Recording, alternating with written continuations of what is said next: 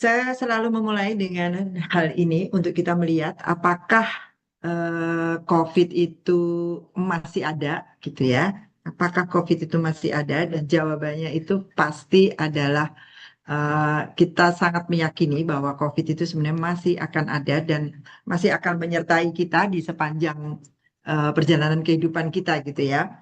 Dan yang kedua adalah apakah COVID itu akan menjadi pandemi yang terakhir?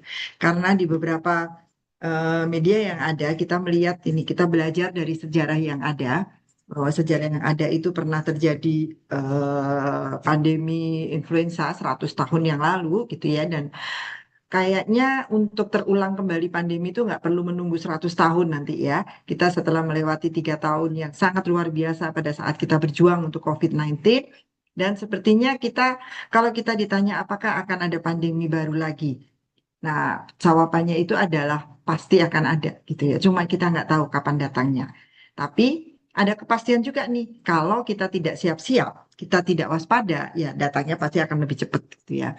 Nah, ini adalah yang harus kita waspadai dan kita memahami bahwa Indonesia saat ini memiliki berbagai penyakit endemik yang berpotensi untuk terjadi KLB.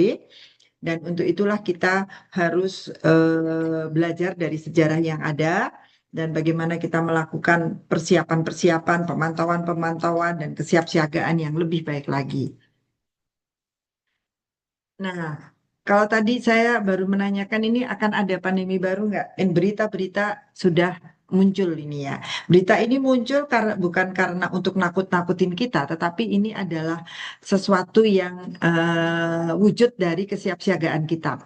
Dari Singapura kita kemarin melihat adanya peningkatan